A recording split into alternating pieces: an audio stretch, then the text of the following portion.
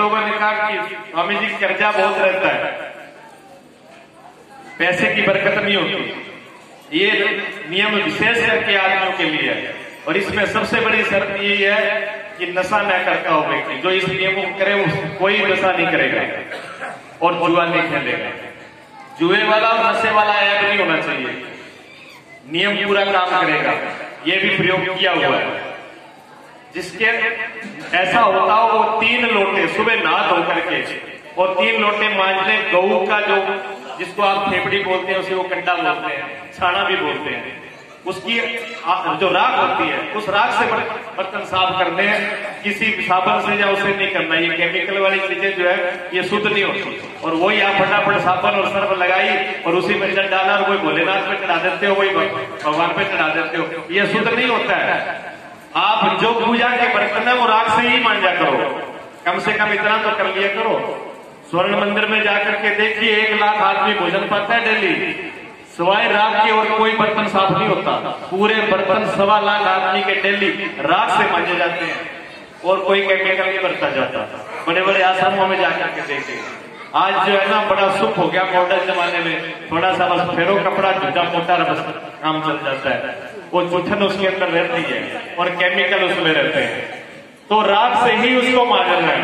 यार मेरी तरफ तो जिनका बच्चा है वो अपने आप ले लेगा।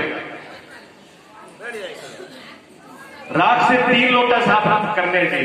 पहले लोटे में साफ जल डालिए, थोड़ा दूध डालिए या रोली डालिए। दूध में सिर्फ रोली और तांबे का लोटा हो, और सूर्यों का कोई भी मंत्र, बीज मंत्र हो, सूर्याय नमः हो, नारायण नमः, आदित्य नमः हो, ओम घृणी सूर्य नमः हो, कोई भी मंत्र लेना है मोबाइल पे मिल जाते हैं।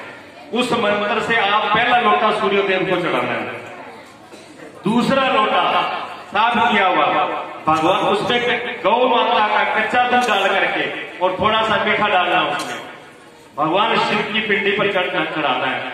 और नाग देवता का ध्यान करना है। एक बात गौर से सुन लेना, नाग देवता का ध्यान करते हुए चढ़ाना है भगवान शिव के साथ। गले में नाग जो नाग जो है वो संपत्ति के मालिक है।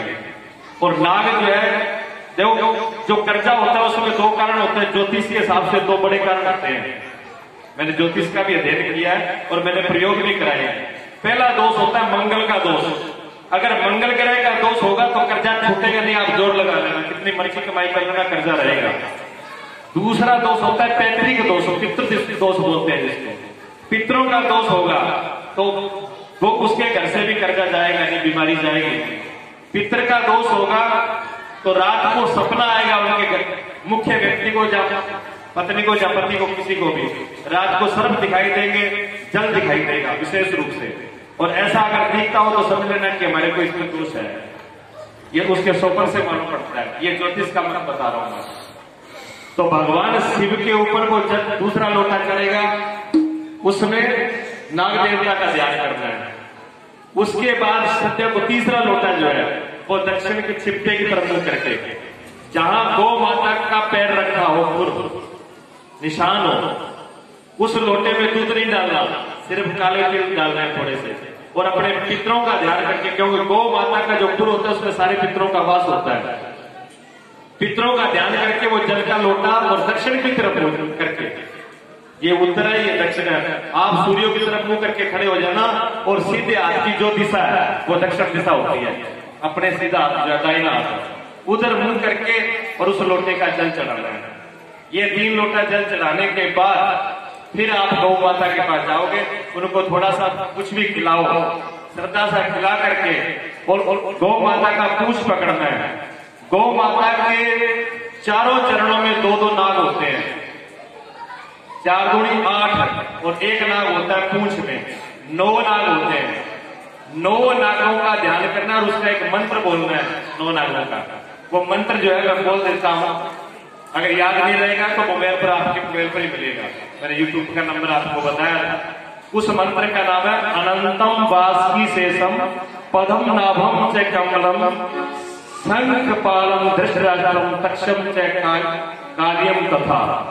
दूसरी बार भी बोल रहा हूं, अनंतम वासकी शेषम पदम नाभम च कमलम शंख पदम नाभम तक्षम च कालिकम तथा। ये 9 नागों का नाम है।